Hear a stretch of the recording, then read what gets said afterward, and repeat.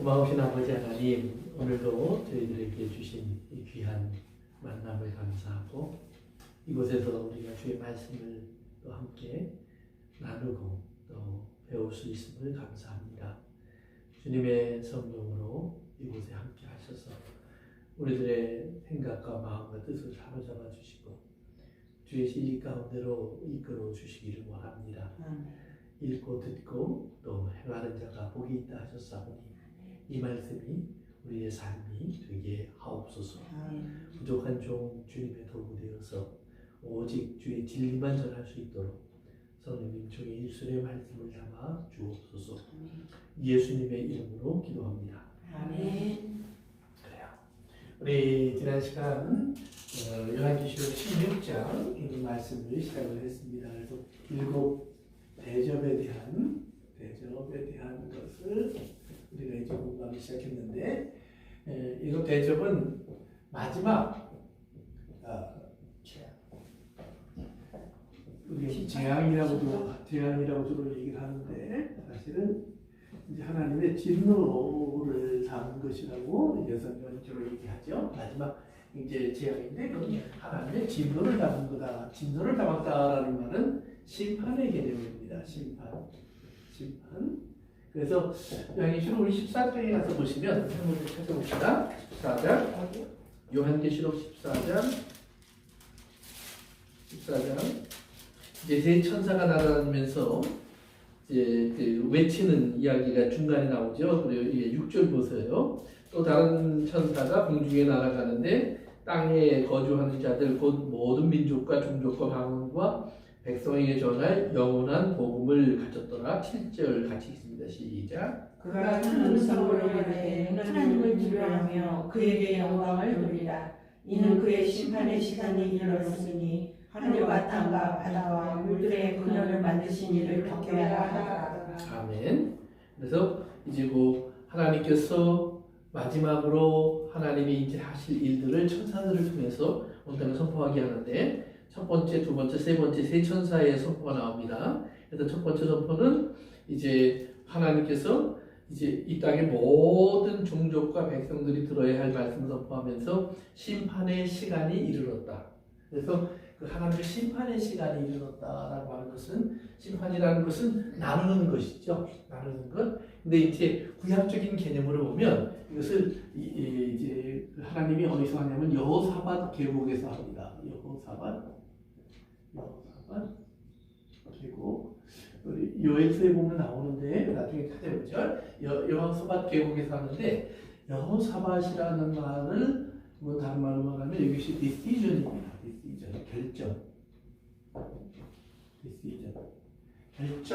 결정된 곳.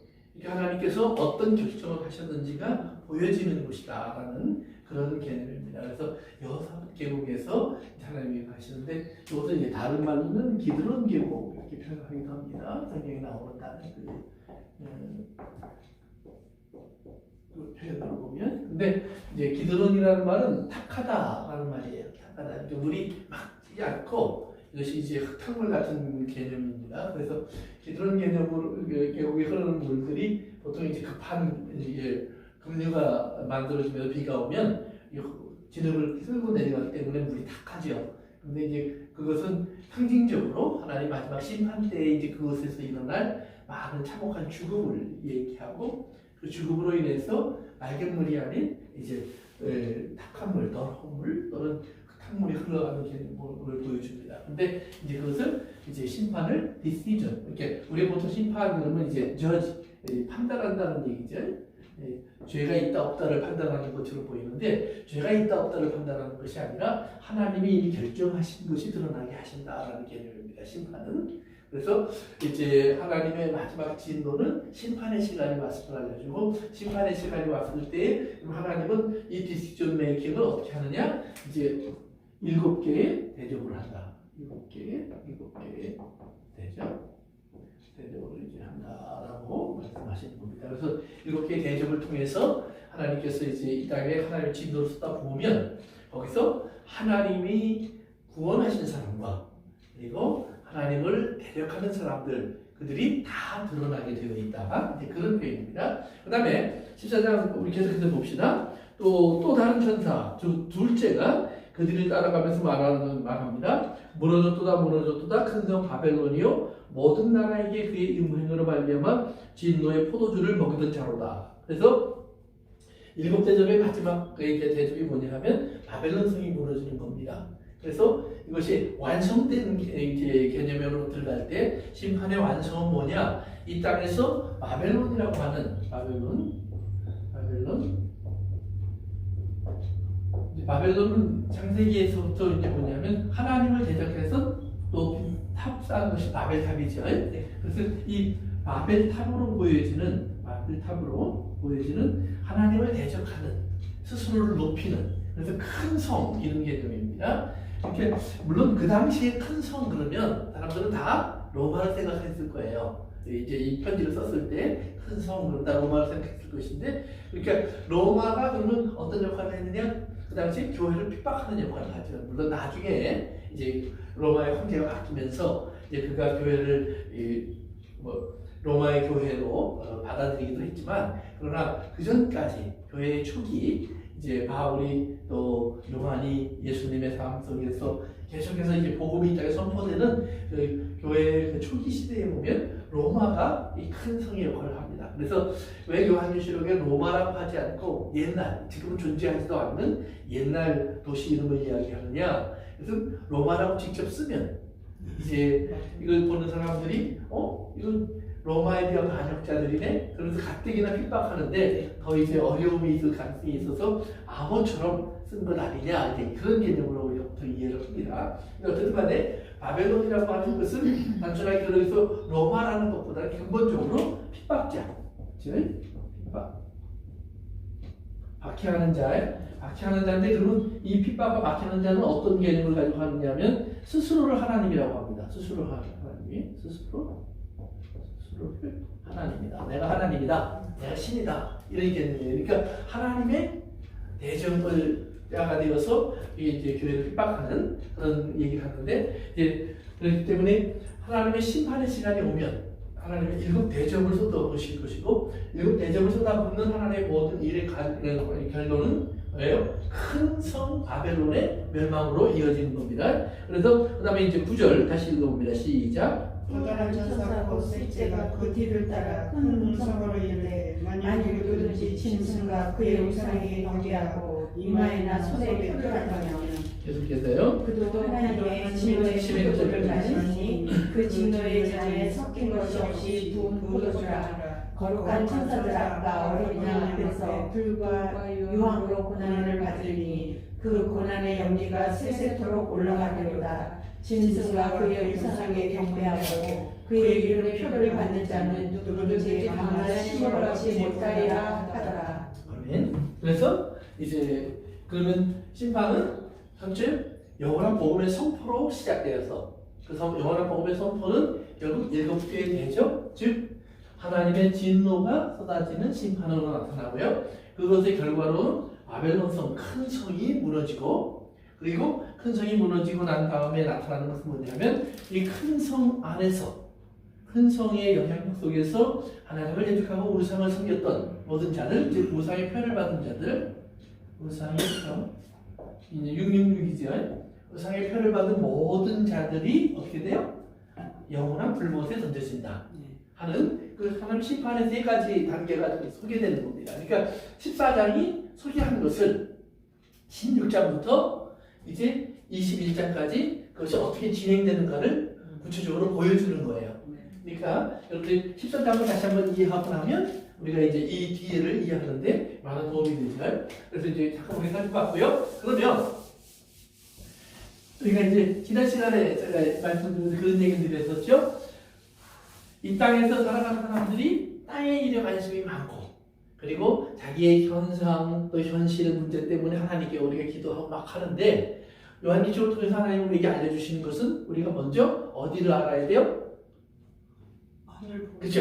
하늘을 볼 수 있어야 된다. 하늘의 이야기를 알아야 우리가 땅의 이야기를 이해할 수 있고 그리고 땅의 시간을 바로 볼 수 있고 땅이라는 모든 현장 속에서 오늘 우리가 어떤 자리에 있어야 하는지, 어떤 사람으로 서야 하는지를 우리가 바로 깨달을 수 있다. 이걸 이해하지 못하면 우리는 자꾸 땅의 사람으로 자기를 생각합니다. 땅의 사람으로 생각하면 우리는 예수를 믿는 사람이나 안 믿는 사람이 똑같아요. 그 차이가 뭐냐? 그럼 우리는 우리의 문제를 하나님 앞에 가져가서 해결하려고 하는 거고, 세상 사람들은 다른 신이나 자기 스스로 해결해 보려고 노력하는 것밖에 차이가 없어요. 그래서 똑같이 땅에서 잘 살려고 애쓰는 사람들의 모습밖에 안 나타난단 말이에요. 그런데 이제 사도 요한을 통해서 하나님께서 하늘의 이야기를 계속 들려주시는 목적이 뭐냐? 그러면 너희들을 위해서 예비된 곳은 하늘이다. 근데 하늘이라고 하는 것이 우리가 생각하는 쭉 올라가서 저 위에서 어떤 그 나라가 아니라 그 나라는 이 땅에 있을 거예요. 이 새하늘과 새 땅이라는 개념으로 완성되지만 이미 이 땅에서도 지금 그 나라가 진행되고 있다는 사실을 우리에게 알려주는 거예요. 그런데 우리에게 알려주는데 그 요한일서에서 우리가 보면 하늘에서 하나님의 아름다운 모습, 영광된 모습, 놀라운 모습들이 있는데 땅에서 어떤 일이 벌어지느냐? 참혹한 모습들이 벌어진다 이 말이에요. 그래서 많은 재앙도 있고 어려움도 있고 죽음도 있는데 성도들이 그 안에 있어요. 그리고 성도들이 겉으로 볼 때는 주된 타격이에요. 타깃이에요. 그러니까 사단이 성도들을 괴롭히고 죽이고 그리고 해치기 위해서 땅에 내려와서 이 땅의 모든 힘과 권세들을 동원해서 성도들을 괴롭히는 모습이 계속해서 기록되어 있다는 말이에요. 그런데 하나님은 그것을 괴롭힘을 당하는 모습이라고 얘기하지 않고 그것을 뭐라고 하냐면 연단 또는 인내 이걸 개념을 통해서 하나님은 완성이라는 곳으로 나아가는 하나님의 교육을 보여주는 거예요.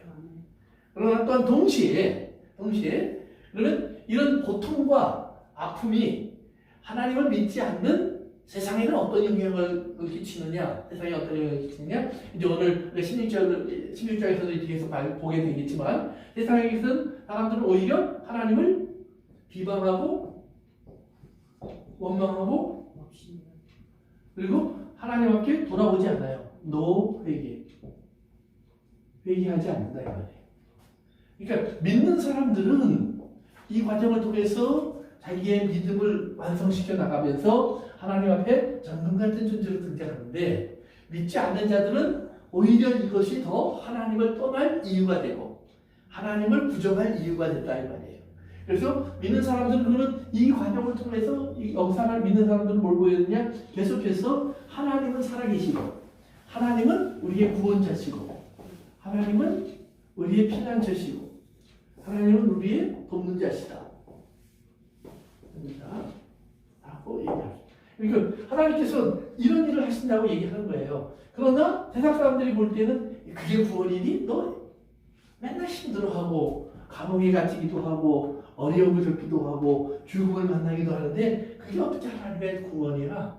그러면 세상은 무슨 얘기를 하는 거냐면 우리가 이것을 당하는 이유는 뭐예요? 죄 때문이에요. 죄.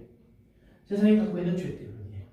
우리는 예수 그리스도 안에서 용서받고 죄로부터 하나님께서 우리에게 사함을 주셨지만 오늘 이 세상은 이 죄 속에서 여전히 머물러 있으면서 하나님을 모르기 때문에 죄 속에 있는 세상에게 하나님의 빛을 비춰줄 수 있는 유일한 길은 죄로 인한 결과를 통해서 죄의 결과와 그 다음에 죄로부터의 자유함을 얻는 길이 어디에 있는가를 보여주는 것은 유일하게 성도들의 삶을 통해서만 가능하다 이 말이에요. 교회를 통해서만. 그래서 예수님이 마치 십자가를 지시고 부활하시는 것처럼 성도들의 삶 속에 있는 부활의 신앙 속에서 성도들이 살아가는 모습을 통해서 이 땅은 하나님 앞에서 자기의 죄의 비침을 받고 죄를 깨닫는 사람들이 돌아올 수 있는 유일한 소망이 만들어진다. 그러니까 그 사람은 왜 그렇게 해야 돼요? 그렇게 해야 되는 것이 하나님의 법이에요. 그 자체까지 우리가 바꾸거나 이해하거나 해석할 방법은 사실은 없어요. 하나님이 정하신 길이 그 길이에요. 그렇기 때문에 우리는 그 길을 받아들이는 것밖에 우리의 방법은 없어요. 그래서 거기까지는 우리가 이제 할 것 같습니다. 그러면 우리 지난 시간에 이제 말씀드린 것처럼 그래서 우리가 하늘의 이야기를 들을 줄 알아야 되는데 하늘의 이야기를 들을 줄 아는 사람은 어떤 사람이냐? 이제 성경에 성전에 들어가는 사람이라고 그랬죠. 성전에 있으면 이제 지성소라고 하는 곳이 있고요. 여기 성소라는 게 있는데 요것을 이제 성전, 장막 이렇게 성경 요한일서 계속 부르는 곳인데 여기에 들어갈 줄 아는 사람이 되어야 한다라고 말씀드렸어요. 그러면 왜냐하면 여기서 하나님이 내가 너희에게 말하리라 말씀하셨잖아요. 그러니까 이렇게 여기에 들어가는 건데 그럼 여기에 들어가는 사람을 요한계시록 11장에서는 측량하라 그랬죠. 측량하라. 근데 바깥은 측량하지 마 그래요. 근데 보면 바깥에 서 있는 사람들이 와서 예배를 드린다 이 말이에요. 그러면 그들 눈에 뭐가 보이느냐? 이 성소의 모습이 보여요. 아름답게. 그들이 꾸며놓은 그러니까 제사도 있고 제물도 있고 여러 가지 외모가 보인다 이 말이에요. 그들은 자기의 외형적인 것을 가지고 그래서 이것이 신앙인 것처럼 알아요. 그러나 이 내부에 들어가는 사람은 사실은 뭐예요? 우리의 어떤 것을 갖고 들어갈 수 있는 것이 없는 것을 알아요. 여기에 들어갈 수 있는 유일한 것은 예수 그리스도의 피와 예수 그리스도의 십자가의 고난으로 말미암은 대속의 은혜를 의지하는 자만이 이 안에 들어갈 수 있고 그리고 이 안에 있는 사람들에서 그 은혜에 감사를 아는 사람들이에요. 그 은혜에 감사를 아는 사람들이 하나님이 볼 때에는 측량할 것이 있어요. 건더기가 있다 이 말이에요. 그런데 이걸 모르고 바깥에 있는 사람들은 내가 뭐 했잖아요. 내가 많이 했잖아요. 내가 열심히 했잖아요. 내가 많이 드렸잖아요. 그러니까 이것은 굉장히 화려할 수 있어요. 멋있을 수 있어요. 그러면서 이것이 정말로 진짜 신앙처럼 보일 수 있지만 이것은 다 이방의 즉 하나님을 모르는 죄의 영향력 아래서 짓밟힘을 당하고 있는 거예요. 그러니까 신앙을 우리가 이 안으로 들어가는 신앙 속에서 예수 그리스도의 사랑과 은혜를 우리의 마음으로 깨닫고 그 심령 안에서 하나님을 아버지라고 부를 수 있는 이런 석 사람의 사람, 신앙이 되어야지 겉으로 드러나는 어떤 신앙적인 모습을 통해서 자기의 신앙을 합리화하는 건 아니다. 아멘. 그러면 속 사람의 신앙을 보는 거냐? 속 사람의 신앙을 볼 수 있는 것은 세상에 어떤 사람도 없어요. 그러나 반드시 우리의 삶에서 뭐로 나타나냐면 생활로 나타나요. 우리 언어로 그리고 우리의 삶 속에서 일어나는 여러 가지 변화와 열매로 나타나게 되어 있어요. 그러니까 겉으로 볼 때는 이런 비슷해 보이지만 그러나 하나님 보실 때는 그 안에 측량할 것이 있는 사람과 측량할 것이 전혀 없는 사람으로 나누어진다 이 말이에요. 그러니까 사람은 그걸 구분하지 못하지만 그래서 분명히 알곡과 가라지가 인간이 우리가 볼 때 좀 알곡인데요. 이거 가라지인데요. 하나님 아니야 너희들은 구분할 수 없어. 내버려둬. 내가 마지막 날 심판할 거야.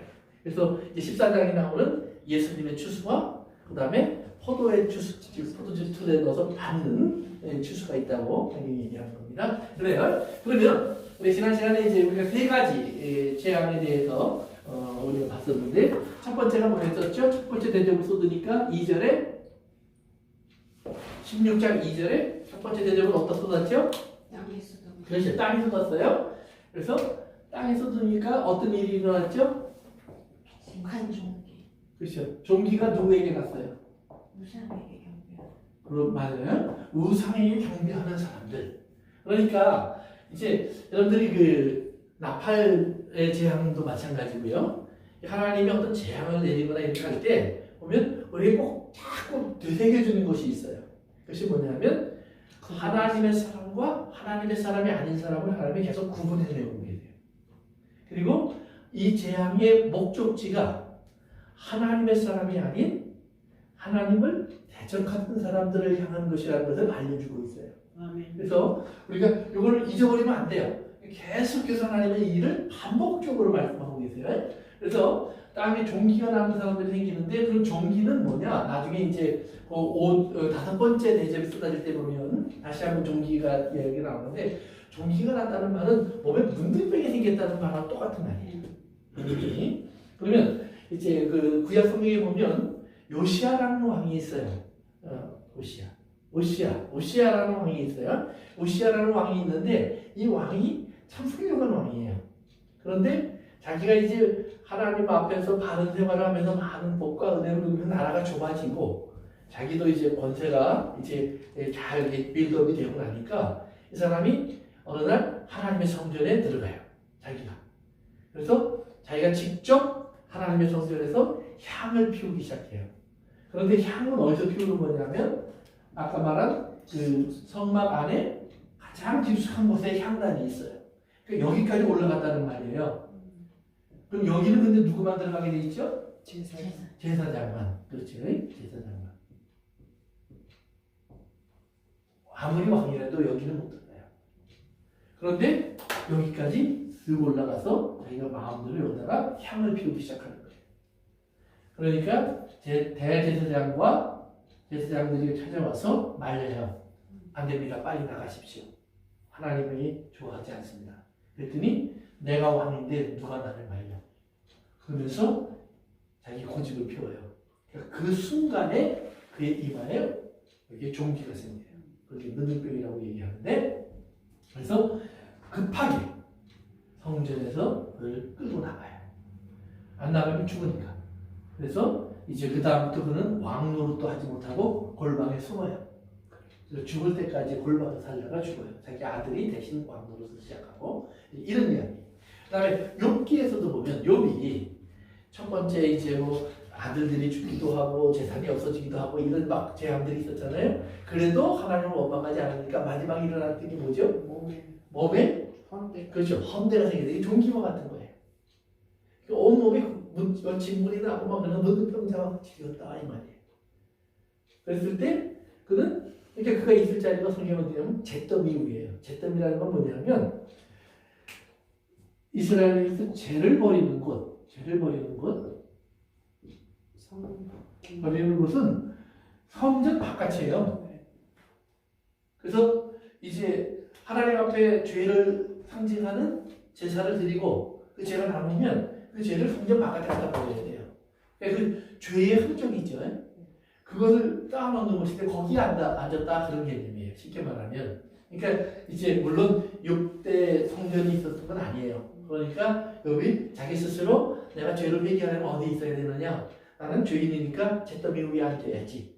그리고는 모든 걸 잃어버리는 사람으로 그 위에 앉아서 하나님께 이제 하소연하고 막 이런 얘기가 나오는데, 그러니까 이 종기가 났다는 말은 하나님과의 뭐예요? 성전에 들어갈 수 없는 사람이 되었다. 하나님과의 교제가 다 막혔다 이 말이에요. 교제가 다 막혔어요. 그러니까 하나님의 교제가 다 막히고 회복될 수가 없어요. 그런데 어떤 사람이 다시 들어갈 수 있느냐? 종기가 치료되면 돼요. 예수님이 오셔서 문득병자를 치료했을 때 성경에 뭐라고 나오냐면 가서 내 몸을 제사장에게 보여라. 그래서 제사장이 오케이 그러면 넌 이제 집에 가도 돼. 그 말은 뭐냐면 너는 이제부터 성전 들어올 수 있어. 하나님과의 교제가 회복됐어. 그 말을 하는 거예요. 그러니까 땅에 있는 모든 사람들에게 종기가 났다라는 말은 너희들은 하나님과의 교제 속에서 끊어졌어. 너희들은 이제 하나님께 나올 수 없는 사람이야. 또 하나님의 음성을 들을 수 없는 사람. 그래서 하나님의 저주 속에 갇혀 있다는 사실을 깨워주는 거예요. 그러면 그들이 그걸 통해서 하나님께 돌아오면 되는데, 회개하면 되는데 회개하지 않죠. 그래서 이제 두 번째가 나와요. 두 번째는 뭐였죠? 우리 3절. 바다에도 떨어졌어요. 바다에 부으니까 뭐가 됐죠? 피. 죽은 자의 피. 또 살아있는 사람의 피가 아니라 죽은 자의 피니까 피가 다 쏟아져서 죽은 사람의 모습이에요. 그러니까 피로 더러워진 모습을 가리키는데, 그러면 땅, 바다가 상징하는 건 뭐예요? 합쳐서. 그렇죠? 사단 또는 짐승의 표전들이에요. 그렇죠? 그래서 땅에서 올라온 짐승의 이야기가 있고 바다에서 올라온 짐승의 이야기가 있었죠. 이렇게 해서도. 그러니까 이 땅이나 바다를 얘기한다는 말은 뭐냐면 짐승의 모든 근거지를 얘기하는 거예요. 짐승의 모든 근거지가 그것은 그들이 어떤 우상과 신전을 만들어 놨어도 하나님이 나와 상관이 없는 곳이야 얘기하는 것이고, 거기에는 생명이 없어. 죽음뿐이야 라는 것을 이제 그들에게 보여주는 거예요. 그 다음에 이제 세 번째, 우리 지난 시간 여기까지 했었는데, 세 번째는 어떤 재앙이 왔었죠? 강가물의 근원이라는 말이 나오죠. 근원. 소스예요, 소스. 그러니까 근원에서 올라오는 물은 맑은데 흘러가는 물이 피가 된 게 아니라 올라오는 물 자체가 피가 된 거예요. 이 올라오는 물 자체가 피가 됐는데 우리 한번 읽어봅시다. 이제 요한계시록 16장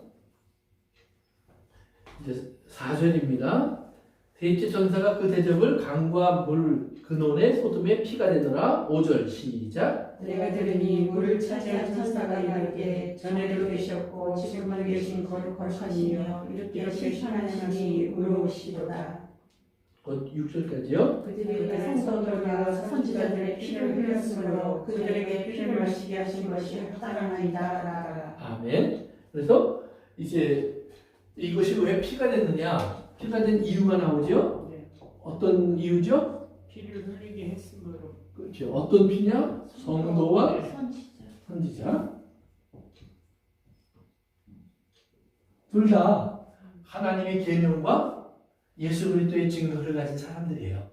이것을 선지자 또는 성도라고 표현한 거죠. 그래서 요한계시록 11장에서 두 감람나무, 두 선지자의 이야기가 나왔었고, 그 다음에 이제 용이 대적하기 위해서 여자의 남은 자손들, 그것을 성도라고 불렀는데, 성도는 어떤 사람들이냐? 예수 그리스도의 증거와 하나님의 계명을 가지고 있는 사람들, 지키는 사람들, 그런 개념이에요. 그래서 물의 근원, 그러니까 이들이 물이라고 하는 생명에 꼭 필요한 것인데, 이들을 죽였음으로 말미암아 그들은 뭐예요? 즉 성도와 선지자를 버렸다는 말은 하나님의 말씀을 버린 거예요. 하나님의 말씀을 버린 거예요. 하나님의 말씀을 버렸으니까 말씀이 생명인데 생명을 버린 자들에게 그러니까 피, 즉 죽음을 그들에게 던져주는 겁니다. 죽음. 그래서 이렇게 피를 마시는 게 합당하다 그렇게 얘기하니까 화답하는 것이 있었죠. 누가 화답했죠? 그 다음 절 누가 화답했죠? 읽어보세요. 또 내가 들으니 제단이 말하기를 그렇죠. 재단? 제단이 말하죠. 제단. 어디서 말하는 제단이 뭐라고 그랬죠? 의로우시다. 아니, 제단은 뭘 상징하는 거라고 그랬죠? 주 하나님. 주 하나님? 고쳐하신. 그냥 웬만하면 다 예수님 하나님 거라고 다 맞아요. 제단은 제사 드리는 제사 드리는 것. 요한계시록 6장에서 5번째 인을 뗄 때 제단에 누가 있었어요? 장로. 장로? 장로님들이 항상 계시고 하죠. 맞아요. 왜 죽음을 당한 성도들이 제단 아래서 하나님께 뭐라고 그랬었죠? 이때까지입니까? 언제까지입니까? 우리 갚아줄 겁니까? 원수를 갚아줄 겁니까? 그때 하나님이 나 아직은 아니야. 우리 제단이에요. 그러니까 그런데 이번에는 제단에서 무슨 소리가 들려요? 하나님 참되십니다. 맞습니다. 옳습니다. 그러니까 그전에는 언제까지입니까? 기도 소리예요. 그런데 지금은 맞습니다. 할렐루야. 감사합니다. 다 이루어졌습니다. 찬양 소리예요. 그러니까 성도들의 기도 소리가 찬양 소리로 바뀌면 세상 끝이에요. 여러 번 제가 말씀드렸지만 성도들의 기도 소리가 있을 때 세상은 희망이 있는 거예요. 아브라함이 하나님을 붙잡을 수 있는 겁니다. 우리가 기도하면서 하나님의 진노를 막을 수 있는 거예요. 그런데 하나님께서 뭐예요? 이 성도들의 기도가 찬양으로 바뀌게 해버리셨어요. 그럼 성도들은 언제 찬양하느냐? 오늘 우리가 요한계시록 14장에서 보니까 시온산 위에서 찬양하고, 그 다음에 15장에서 가서 보니까 유리바닷가 건너와서 찬양하고. 그러니까 이미 그들에게 하나님께서 그들의 모든 수고와 애씀, 아까 이제 믿음 연단 얘기를 했는데 그 모든 걸 거쳐서 이제는 됐어. 그러면서 그들에게 흰 옷 입은 사람들이 되었어요. 그리고 그들이 손에 검은 거를 든 사람이 되었어요. 입에 어린 양의 노래를 부를 줄 아는 사람이 되었어요.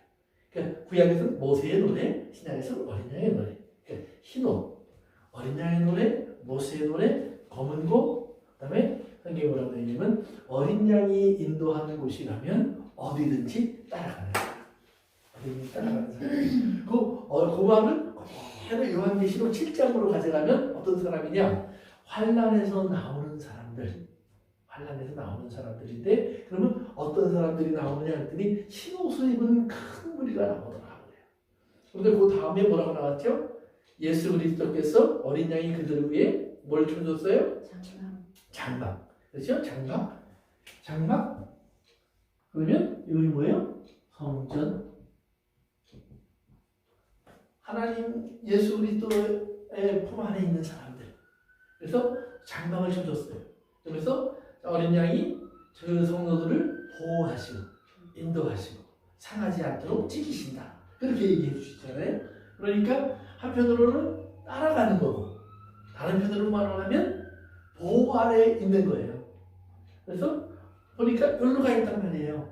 그러면 밥 먹어. 그러면 어딘 여기서 집이었으니까 엄마 어딘 여기서 날 불렀는데 왜 저를 불러?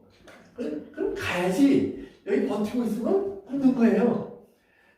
추운데 이거 들어와. 아니 어디 천막이 여기 있었는데 천막이 이사를 갔네? 그러면 거기로 가야죠. 그러니까 내가 땅이 내 집이 아니라 뭐예요?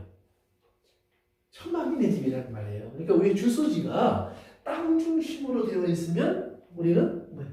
자꾸 하나님이 읽어보셔야지. 예수님이 읽어보셔야지. 자꾸 주소를 여기다 만들어요. 그런데 바울이 말하는 것처럼 우리의 주소는 어디예요? 빌립보서 3장 16절에 나오죠. 우리의 시민권은 하늘나라에 있어요. 하늘나라에 있어요. 그러니까 하늘을 쳐다보고 살아야 돼요. 그래서 하나님께서 야곱을 이제 축복하실 때도 보면 야곱이 아버지의 품을 떠났어요. 그래서 빈들에서 돌베개 되고 잠을 자요. 그런데 밤중에 뭐가 보였죠? 사다리. 그렇죠. 사다리. 하늘로부터 땅으로 내려온 사다리. 그리고 천사들이 오르락 내리락 하는데 깨달았어요. 여기가 뭐예요? 성전. 그렇죠. 성전, 베델. 하나님의 집이구나. 하나님의 집이구나. 그러니까 야곱은 그 다음에 무슨 개념을 가냐면 고정 개념을 가져요. 요 장소가. 네. 그런데 사실은 뭐예요? 하나님이 야곱이 어디를 가든지 내가 너와 함께하며 그랬잖아요. 내가 너에게 복을 주어 너로 다시 돌아오게 하리라. 그러니까 어디든지 하나님의 집이 따라다닌 거예요, 야곱을. 그래서 우리가 이걸 잘 이해하면 하나님이 나를 따라다니면서 덮어주시는구나. 이거 잘못 이해하면 내가 잘났으니까 하나님이 나를 덮어주고 계시는구나. 요 차이를 잘 우리가 깨달으셔야 되는 거예요. 그래서 우리가 요 하나님께서 우리를 인도하여 가시는 그런 모습을 얘기하는 겁니다. 그래서 성도들이 여기 화답을 하죠. 그러면서 옳습니다, 하나님. 그런데 재밌는 거는 이렇게 성도들의 화답이 끝나고 나니까 그 다음 장부터는 뭐가 나오냐면 세상 사람들의 화답이 나와요. 뭐에 대한? 하나님에 대한. 봅시다. 이제 네 번째 이제 대접이 나옵니다. 우리 8절이죠. 한번 읽어볼까요? 시작. 넷째로 너가 그 대접을 해주음에 해가 권세를 받아 불로 사람들을 태우니 사람들이 크게 태우지라. 이 재앙을 하는 권세를 가지신 하나님의 이름을 비방하며 또 회개하지 않고 주께 영광을 주지 아니하리라. 아멘. 네 번째는 해에게 쏟아져요.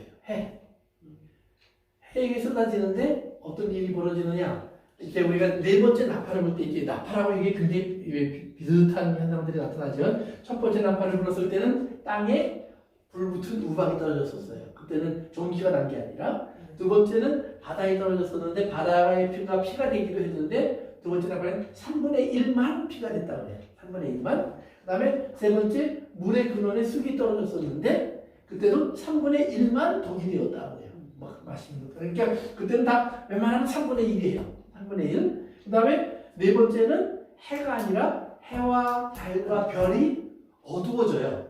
그때는. 근데 그것도 3분의 1만. 3분의 1만. 그러니까 맛보기가 있었다 이 말이에요. 그런데 하나님이 본격적으로 해를 쳐요. 그러니까 해가 어떻게 되느냐 봅시다. 시작. 다시 한번 시작. 8절. 넷째 천사가 그 해가 권세를 받아 쏟음에 해가 권세를 받아 불로 사람들을 아멘. 태우니 해가 권세를 받아 불로 사람을 태우니. 여기 보면 이제 마지막 때 여러 가지 현상 중에 하나가 해가 7배나 밝아진다 그런 표현도 있어요. 그러면 만약에 해가 지금보다 7배? 죽은 것 같은데. 그럼 어떤 현상이 일어날까요? 그럼 지금 뭐 여름에 30도 그러면 그때 한 200도 되겠죠? 응? 어떤 일이 벌어질까요? 이게 보통 생각하는 문제가 아니에요. 예. 그러니까 뭐 요즘 뭐 글로벌 워밍 그러는데 그거는 아무것도 아니에요. 끌어버리겠죠. 한순간에 온 비만으로 다 녹아버릴 것이고 물이 끌어올라갈 것이고 그럼 만약에 그런 세상이 왔을 때 이 땅에 살 수 있는 피난처가 있을까? 없어요. 그러니까 하나님의 이 창조의 힘과 그다음에 마지막 이 땅을 심판하시는 하나님의 능력은 인간의 상상과 생각으로 계산할 수 있는 범주를 초월해 버리는 거예요. 그러니까 어떤 분들이 그러죠. 모든 빙하가 녹으면 200피트가 올라간다는 말이에요. 수면이. 근데 2피트만 올라가도 이 세상에 있는 큰 대도시들 중에 상당수가 물에 잠겨요. 미국도 뉴욕이고 뭐 보스턴이고 뭐 마이애미고 LA고 다 잠겨요. 2억 명 이상이 살 곳을 잃어버린다고 돼 있어요. 2피트만 올라가도. 근데 200피트 올라가요. 100배. 그러면 사실은 살 수 없는 세대가 시간이 올 수밖에 없는 거예요. 할 수 없는. 그러니까 해가 그때 뜨거워져서 사람을 막 태운단 말이에요. 그래서 막 타니까 사람들이 어떻게 하냐면 사람들이 크게 태워진지나 이 재앙들을 행하는 권세를 가진 하나님의 이름을 비방합니다. 그러면서 사람들이 뭘 생각하냐면 이 정도는 이건 사람이 하는 거 아니야. 이건 하나님이 하는 거야. 그런데 이렇게 하나님이 하신다고? 그건 내가 믿을 하나님이 아니지. 그냥 내가 죽기 전에 하나님 저주는 한마디 하고 죽어야 돼. 근데 이런 거예요. 그러니까 뭐 놀부신 거죠. 그러니까 자기가 어떤 죄와 문제와 잘못이 있음을 생각해보지 않고 왜 하나님께서 이 땅을 생각해 이렇게 침노할까? 그만큼 인간의 죄가 있을까? 나의 죄가 있을까? 허물이 있을까? 이걸 돌아볼 생각을 안 해요. 그리고는 하나님을 원망하고 회개하지 않고 영광 돌리지 않는 거예요. 그런데 아까도 이제 잠깐 얘기했었지만 우리 다시 한번 장막 얘기 가봅시다. 7장으로 가보세요. 요한계시록 7장. 요한계시록 7장. 저희도 아래로 내려가셨어요. 요한계시록 10장. 이제 13절에 보시면 장로 중 하나가 나에게 이르되 이 흰옷 입은 자들이 누구며 어디서 왔느냐 그랬더니 내가 그걸 어떻게 압니까? 그랬더니 그가 알려주는 거예요. 큰 환난에서 나오는 자들인데 어린 양의 피에 그 옷을 씻어 희게 하였다 그래요. 그래서 15절부터 시작. 그러므로 그들이 하나님의 보좌 앞에 있고 또 그의 성전에서 밤낮 하나님을 섬기니 보좌에 앉으신 이가 그들에게 장막을 치시니 그들이 다시는 죽이지도 아니하며 목마르지도 아니하고 해나 아무 뜨거운 기운이 상하지도 아니하리니. 그래. 여기 보면 해나 아무 뜨거운 뭐예요? 기운이 상하지. 기운. 상하지 않아요. 그러면 여기서 이제 기본적인 배경은 광야를 생각하시면 되는 겁니다. 광야. 우리가 이제 일반적으로 생각하기 힘든 거니까 광야를 생각하면 광야에는 그늘도 없고 피할 곳도 없는데 그 한복판에 뜨거운 태양이 비치는 곳에 물도 없는 수많은 사람들이 지금 길을 걷고 있어요. 이스라엘 사람들이. 그때 그들이 생존할 수 있는 확률은 얼마나 될까요? 0%죠. 그럼 며칠 갈 수가 없어요. 그런데 그들이 40년을 간다니 말이에요. 왜? 하나님의 장막이 있었기 때문에. 구름 장막, 불 장막이 있었기 때문에 40년을 간다는 말이에요. 그런데 예수님께서 이제 마지막 때에도 이런 해가 나타날 때 해의 재앙이 그런데 하나님의 사람들은 어디에 있다고 그랬느냐? 보니까 어린 양이 장막을 쳐서 뜨거운 기운에 상하지 않게 하시고 16절에 보니까 줄이거나 목마르지도 않게 하시고 그렇죠? 그래서 이 재앙이 일어날 때 우리는 사람들 생각할 때 아이고 내가 이때 살아있으면 큰일 나지 빨리 하늘로서 올라가서 있어야 내가 살지. 전에는 그렇게 생각했어요. 그런데 7장에 가서 보니까 이미 하나님께서는 방법이 다 있어요. 계획이 다 있네. 하나님은 계획이 다 있네. 그러니까 그 생각을 하고 계셔야 돼요. 그러니까 하나님의 피난처라는 것이 우리가 휴가라는 개념을 그래서 생각해 보셔야 돼요. 단순하게 그냥 공중으로 슉 올라가는 거냐? 아니면 하나님이 우리를 보호하시는 것 안에 머무는 것이냐? 그러면 보호하는 것으로 옮겨지는 것을 우리가 휴거라고 이렇게 옮기신 거라고 우리가 봤다면 그러면 하나님 나를 옮기셨는데 그럼 난 지금 거기에 들어가 있는 거냐? 아니냐? 나는 거기에 들어가 있다. 들어가 있는 거예요. 이미 예수 그리스도 안에. 그래서 예수님 뭐라고요?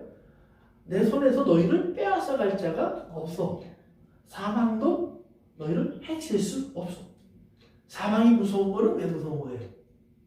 뭐 심판이 있기 때문에 그 준비된 불못이 있잖아. 그러니까 죽으면, 그러니까 우리가 이제 심판 얘기 빼놓고 그냥 보통 인간이 사망을 두고 하는 건 죽으려 하는 건 뭐예요? 죽으면 끝이에요. 속으로 돌아가. 다 없어져. 내가 없어져.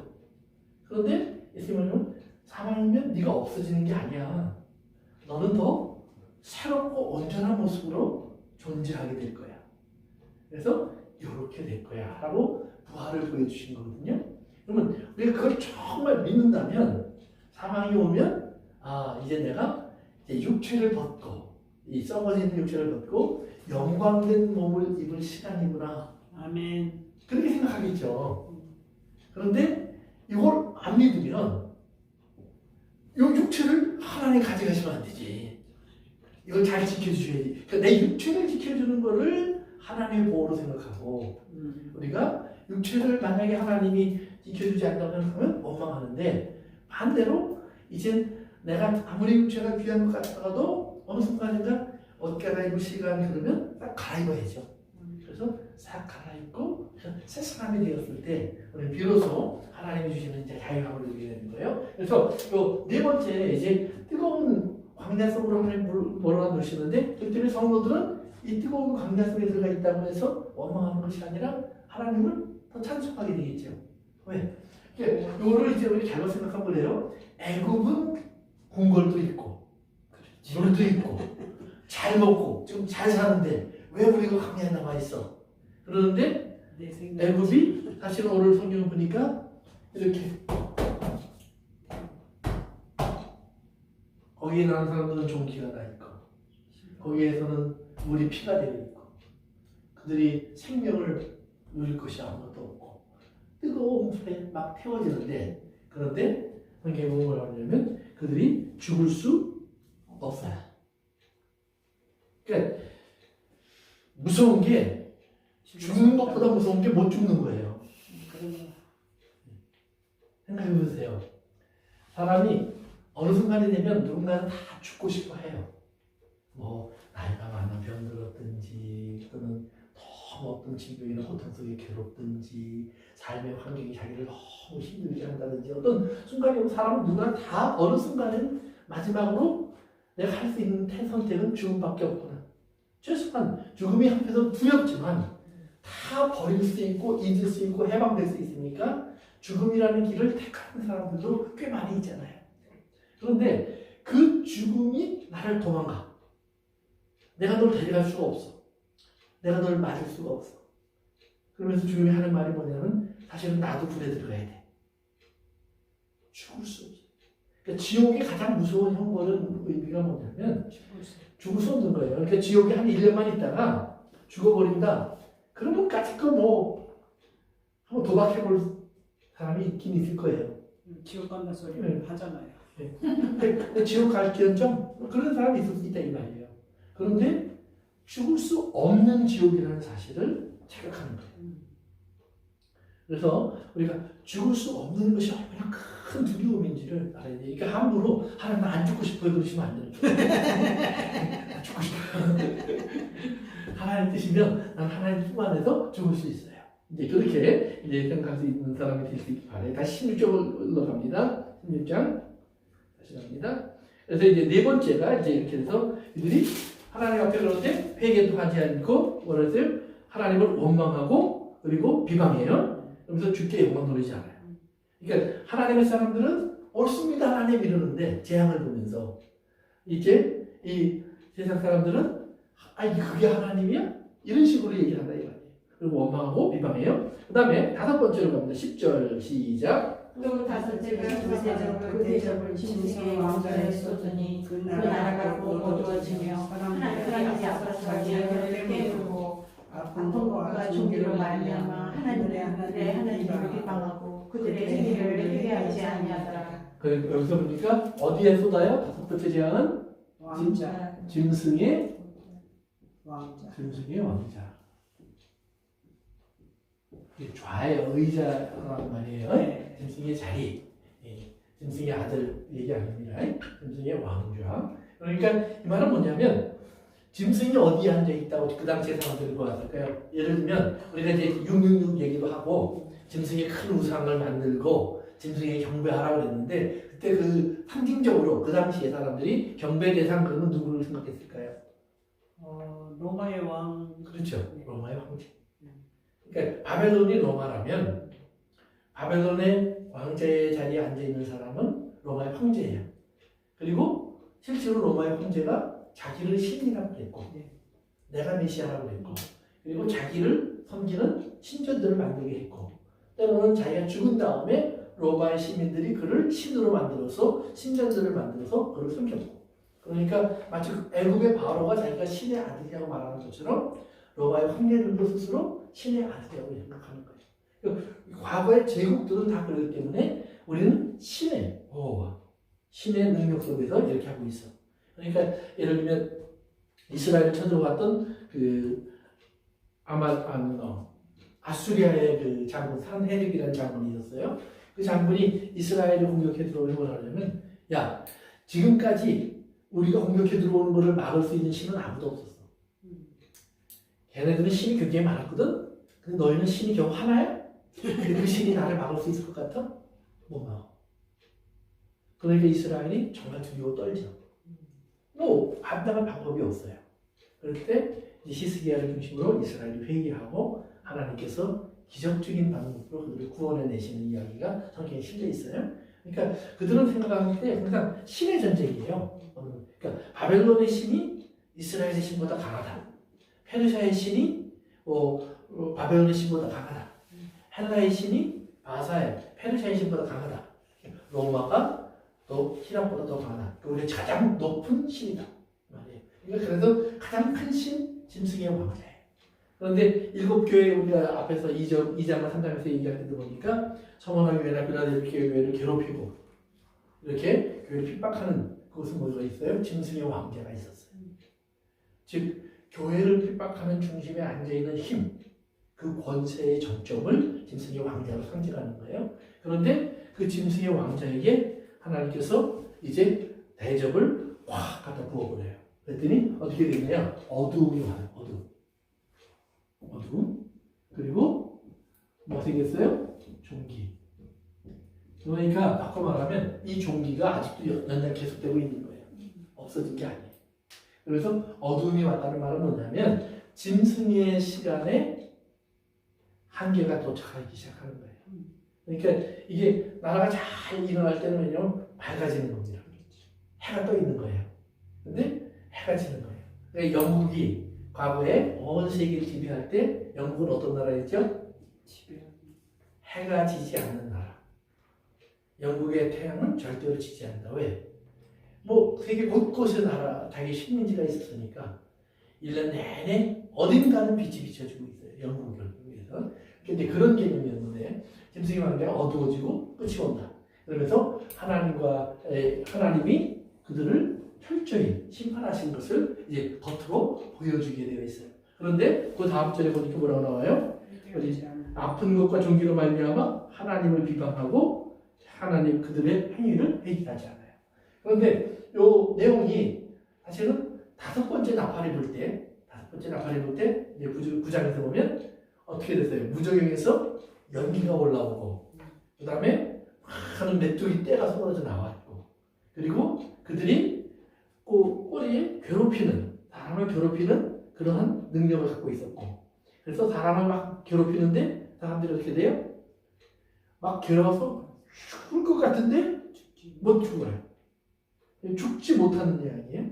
그래서 그 고통을 받는 장면이 나오거든요. 그 내용이 거의 이제 똑같이 지금 이렇게 다시 한번 반복되는 거예요. 그런데 그때보다 지금은 더 완전한 개념으로 완성된 개념으로 이제 그들에게 임해 있는 것을 우리가 볼 수 있는 겁니다. 그래서 짐승의 왕자가 이제 이런 개념으로 있어요. 그래서 짐승의 왕자를 향한 반. 이게 우리가 이걸 보면서 여러분이 알 수 있는 것이 있어요. 그것이 뭐냐면 우리가 생각하는 하나님의 모습은 여기 어디에도 없어요. 그렇죠? 네. 그리고 오히려 여기 와서도 이제 우리가 이 어둠의 원인이 되는 것이 우리가 다섯 번째 나팔을 보면 나팔을 보면 이것이 황충과 같은 그다음에 연기 이런 것들로 인해서 어두움이 세상을 덮거든요. 그러니까 이 어두움을 덮고 있는 이 모든 세력들을 보면 실제로 뭐예요? 이건 사단의 세력이에요. 그렇죠? 하나님의 천사들 뭐 이거 아니에요. 사단의 세력이에요. 그러니까 사단의 세력. 그러니까 지금 사람이 사람을 괴롭히는 시간이에요.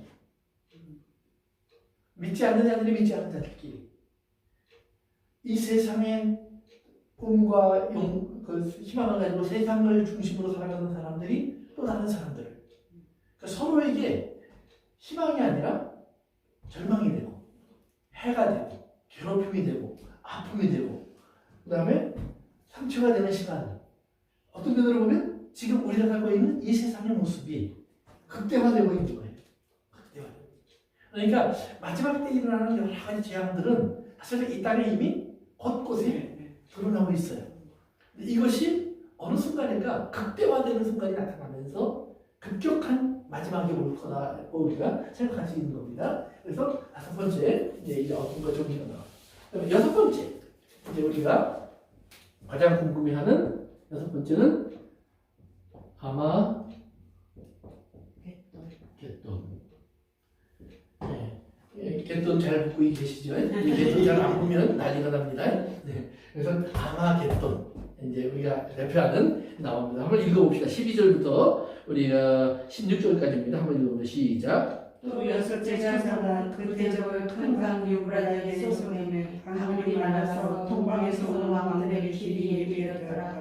또 내가 보내 개구리 같은 새로 영웅이 용의 입과 짐승의 입과 거짓 선지자의 입에서 나오니 그들은 귀신의 영이라 이적을 행하여 온 천하 왕들에게 가서 하나님이 곧 정하시니 큰 날이 있을 전쟁을 위하여 그들을 모으라. 보라 내가 누구같이 오리니 누구든지 깨어 자기 옷을 지켜 벌거벗고 다니지 아니하며 자기의 부끄러움을 보이지 아니하는 자는 복이 있도다.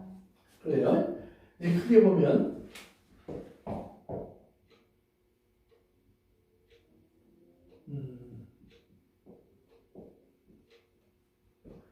이제 크게 이제 세 가지가 나오는데요. 아마겟돈 그 전쟁이라고 얘기하고 있는데 실제로 12장부터 16절 보면 아마겟돈의 전쟁은 없어요. 전쟁이라는 말이 있어요, 없어요? 없어요. 전쟁이라는 말. 뭐만 있죠? 천하의 군대들이 모여요. 그렇죠? 네. 천하의 군대들은 모이는데 전쟁은 없어요. 잘 기억하셔야 돼. 그리고 이 전쟁은 어디서 전쟁을 위하여 이렇게 전쟁을 위하여 모였지만 네. 전쟁을 하지는 않았다는 거예요. 예. 근데 전쟁이 어디서 시작되느냐? 19장에 가서 보시면 한번 19장 가서 봅시다. 찾아보고 시작합니다. 열미시로 19장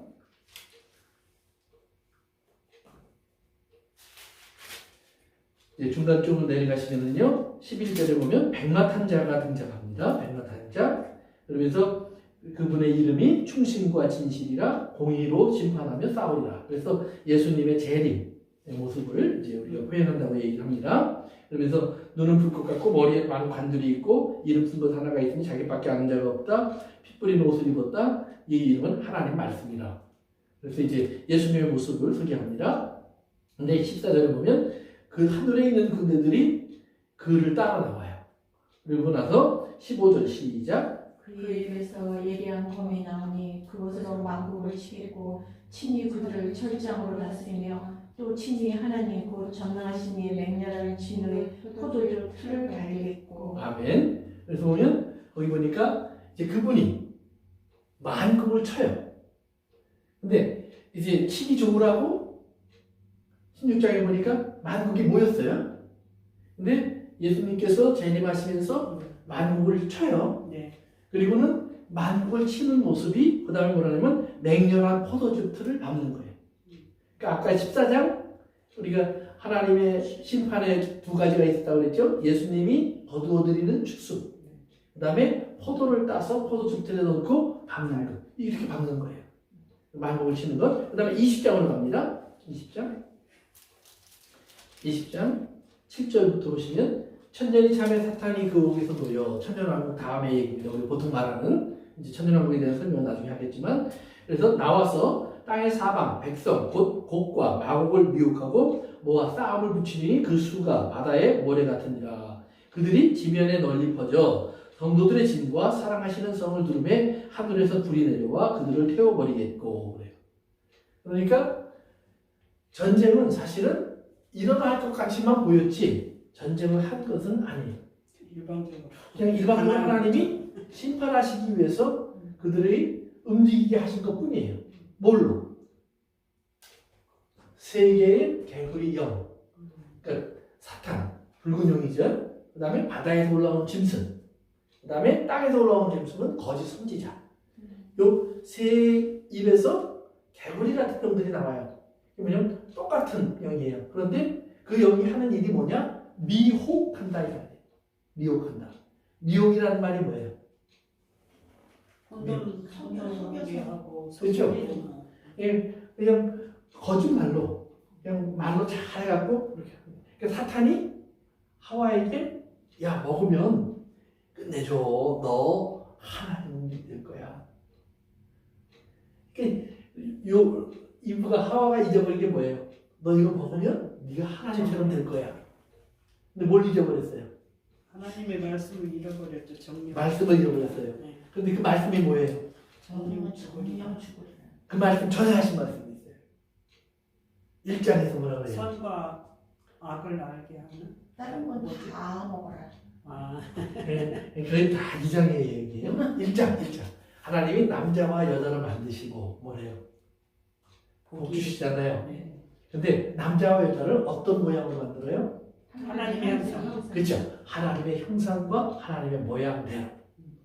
근데 사탄이 너 이거 먹으면 뭐처럼 돼요? 하나님처럼. 자, 사기도 그런 사기가 없죠. 왜? 그렇죠. 벌써 그렇게 지어줬어요. 그걸 까먹어버렸네. 오리지널이 우리는 처음부터 하나님의 형상과 모양으로 만들어졌어요. 그런데 사탄이 와서 너 이거 먹어야 하나님처럼 될걸? 뭘 잃어버린 거예요? 하나님의 형상이 뭔지를 잃어버린 거예요. 아멘. 하나님의 모양이 뭔지를 잃어버린 거예요. 이게 굉장히 중요해요. 오늘도 신앙생활하는 많은 사람들이 우리가 예수 그리스도 안에서 하나님의 형상과 모양이 회복된 사람이라는 사실을 잊어버려요. 자꾸 뭐 생각하냐? 사단이 말하는 대로 난 죄인이지. 나도 사람이지. 인간이지. 나도 뭐 육체를 가진 사람이니까 어쩔 수 없지. 그러니까 우리가 죄 짓는 것을 합리화하는데 자꾸 우리의 모양과 우리의 형상을 사용해요. 그런데 하나님은 우리가 생각할 때 많이 모자르고 부족한데 너희가 내 딸이야. 너희가 내 아들이야. 내가 너희를 사랑해. 그러니까 한번 여러분 자녀들 생각해 보세요. 또는 여러분이 생각할 수 있는 가장 어린 사람들을 주변에 어린 사람 생각해 보세요. 조카든 뭐 남이든. 근데 이렇게 생각해 보시면서 그 아이들한테 내가 너를 사랑해. 너는 어쩌면 그렇게 이쁘고 아름답고 정말 귀한 사람이니. 그런데 그 아이가 나는 못났어. 나는 잘난 게 없어. 나는 엄마의 사랑을 받을 자격이 없어. 나는 아버지의 눈에 바깥에 났어. 이러면서 나는 이 집의 자식도 아니야. 내가 뭘 해야 아버지가 나를 좋아할까? 그러면서 매일 고민하고 애쓰고 그러면서 뭘 한다고 해보세요. 이게 좀 나이 먹어서 하는 것도 뭐 때로는 완벽하지 않을 수 있지만 어린아이가 뭘 한다고 해서 나가서 막 밥하고 막 아침에 일어나서 막 청소하고 막 시작을 했어. 그러면 엄마가 나와서 참 잘했구나 그러겠어요? 아니면 이거 시키지도 않은 일을 왜 하고 있니? 왜? 엉망진창이 될 테니까. 아이는 아이의 자리에 있으면 돼요. 모자라면 모자란 대로, 부족하면 부족한 대로. 그러나 고마운 줄 알고 감사한 줄 알고 그리고 열심히 먹고 배우고 그 다음에 열심히 공부하고 잘 자라주면 그것으로 부모의 마음을 합당한 거예요. 그 이상 다른 바람이 없잖아요. 그러니까 그런 거예요. 그러니까 하나님은 이미 우리를 하나님 형상으로 만들어놨는데 사단은 자꾸 아니라고 그러고 그러면 뭘 하면 내가 하나님이 될까? 그랬더니 그 다음에는 신앙생활 하는 사람들한테 뭐라 그러는지 아세요? 많이 해봐. 하나님 복 줄 거야. 교회 빠지지 마. 하나님 복 줄 거야. 뭐 좀 해봐, 뭐 좀 해봐, 뭐 좀 해봐. 너 그리고 너 왜 그렇게 지금 병 생겼는 줄 아니? 내가 하니까 안 했잖아. 다른 거 저주한 거야. 웬 놈의 저주와 복이요? 그렇게 막 다다다다 하는지 몰라. 그래서 또 그 말이 들으면 또 다 믿어져. 그래서 그렇게 하고 싶어진다 이 말이에요. 이렇게 착각을 버리셔야 돼요. 그래서 하나님 뭐라고 그러냐면 개구리의 영들이 미혹한다고 해요. 미혹. 그래서 그 열왕기상 22장에 보면 시간이 차지 않겠습니다. 열왕기상 22장에 보면 아합이라는 왕이 있어요. 그 왕이 여호사밧이라는 왕하고요 11군대를 만들어서 전쟁을 해요. 애국 사람들하고. 근데 하나님이 가지 말라고 그래요. 그런데 아합이 자기가 알고 있는 선지자들 약 400여 명을 불러모았는데 다들 똑같은 말을 해요. 그렇게 하십시오. 하나님이 전쟁에 승리를 주신다고 다 우리에게 말씀하셨습니다. 그러니까 베드로도 그 예언을 받았고 바울도 그 예언을 받았고 빌립도 그 예언을 받았고 전립부 목사도 그 예언을 받았고 우리 권사님들 기도하다가 그 예언 받았고 우리 집사님 금식하다 그 예언 받았고 그래서 그냥 다 그 예언을 받았어요. 그런데 여호사밧 왕이 혹시 하신 사람이 없습니까? 그랬더니 한 사람이 빠졌어요. 미가야라는 선지자예요. 근데 원래부터 왕한테 좋은 말을 안 해서 그냥 소리 박힌 선지자예요. 왕이 찾지도 않았어요. 근데 여호사밧이 그래도 그건 안 됩니다. 마지막 그 사람들 불러서 들어봐야죠. 그랬더니 이제 불렀어요. 그러니까 데려간 사람이 시진 당부를 해요. 이미 400명이 다 이렇게 얘기했습니다. 이미 예언이 다 이루어졌으니까 더 이상 다른 말 하지 마십시오. 그랬더니 이 사람이 나는 맹세코 바른 말을 하겠다. 그리고 나서 왕이 물어보니까 하십시오. 잘 될 겁니다. 가면 승리할 겁니다. 그랬더니 또 왕이요 뭐라고 그러는지 아세요? 너 내가 거짓말 하지 말라고 그랬지? 너 진짜 하고 싶은 얘기 해. 그 얘기 먼저 해봐. 그랬더니 진짜 할까요? 해봐. 어젯밤에 하나님이 나에게 환상을 보여주셨습니다. 하늘의 일을 보여주셨습니다. 하늘에서 하나님이 아합을 죽이겠다는 말씀하십니다. 당신은. 그래서 어떻게 죽일까? 그랬더니 한 영이 나와서 내가 거짓말하는 자가 되어서 저가 사랑하는 모든 선지자들의 입에 들어가 그 입술에 거짓말을 담아놓겠습니다. 그러면 그들 그 이야기를 듣고 나갈 겁니다. 그래서 이 전쟁에 나가면 당신은 죽습니다. 그래요. 전쟁도 지고. 그랬더니 아합이 뭐냐면 내가 네가 그럴 줄 알았다. 저놈을 당장 감옥에 가둬라. 내가 돌아와서 죽이겠다. 그리고 전쟁에 나가요. 죽어요. 이제 그게 뭐냐면 미혹이에요. 그러니까 우리가 듣고 싶은 말이 있어요. 하나님이 하신 말씀이 있어요. 그러니까 여기 중요한 게 뭐냐면 그렇기 때문에 성경은 뭐라 하냐면 모든 성경은 하나님의 감동으로 된 거예요. 그 말은 하나님의 영으로 된 거예요. 그러니까 이게 진리예요. 그렇죠? 그러니까 하나님의 영으로 된 진리가 있어요. 여기. 근데 우리가 자꾸 다른 게 듣고 싶어요. 기도 많이 하는 권사님, 기도원에 있는 어떤 능력 있는 분, 어떤 자꾸 딴 얘기에 기도를 해요. 여러분들이 이런 은사가 있어요. 예, 분명히 있어요. 지혜, 계시의 은사도 있어요. 지식의 은사도 있어요. 저도 믿고 그것을 들어보기도 했고 또 저도 경험해보기도 했어요. 그러나 중요한 건 뭐냐면 이 진리 외에 다른 것을 원해서 그것을 쫓아가면 미혹돼요. 그러니까 많은 사람들이 기도하고 예언하는 사람들에게 끌려다닐 때 보면 재밌는 거는요, 맞을 때가 있어요. 그러니까 맞네. 근데 틀린 거 생각을 안 해요. 맞아요. 틀린 게 더 많아요. 100개를 얘기했는데 90개가 틀리고 10개가 맞았어요. 그러니까 맞네. 그리고 이분도 맨날 10개만 얘기해. 그리고 저 사람 안 됐는데 그러면 네가 믿음이 없어서 안 된 거야. 내가 하는 대로 다 했어? 금식했어? 헌금했어? 죄 안 짓고 바로 살았어? 뭔가 이유를 만들어줘요. 그러니까 자꾸 그렇게 끌려가요.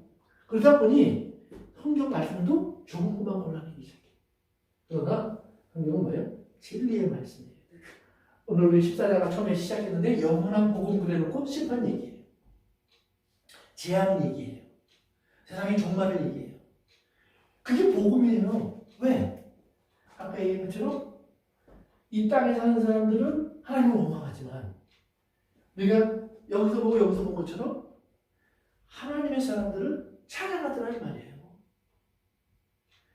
14장 15장에서 이 땅에 하나님의 진노와 재앙이 쏟아지는 이야기를 하지만 그들은 이미 시온산에 올라가 있고 유리바닷가에 서 있고 흰 옷을 입고 있고 어린 양을 찬양하고 있고 검은 물을 들고 있다 이 말이에요. 이것이 두려움이 아니라는 말이에요. 이것이 하나님의 뜻이 이루어지고 있구나. 하나님의 나라가 세워지고 있구나. 하나님이 어떤 분인지 온 세상이 알게 되는구나. 그래서 오늘 시간이 없어서 찾아보지는 않겠는데 다음 시간에 찾아볼게요. 여러분들이 한번 가서 읽어보세요. 에스겔서 38장 적어놓고 읽어보세요. 에스겔서 38장 39장 에스겔서 가서 꼭 한번 읽어보세요. 그 다음에 요엘서 3장 꼭 읽어보세요. 그 다음에 역대기하 20장 읽어보세요. 거기 읽어보시면 거기에 이제 여호사밧의 이야기도 있고 그 다음에 여호사밧 골짜기의 이야기도 있고 처음부터 다시 한번 말씀해 에스겔서 38장 39장 그 다음에 요엘서 3장 그 다음에 역대기하 20장 여러분 읽어보시면 그 다음에 여호사밧의 이야기도 있고 그리고 그 이야기를 하는데 역대기하 20장에 보면 뭐 얘기만 마칩시다. 아마겟돈 전쟁처럼요 이스라엘을 둘러싼 전쟁이 일어나요. 그런데 연합들이 쳐들어와요.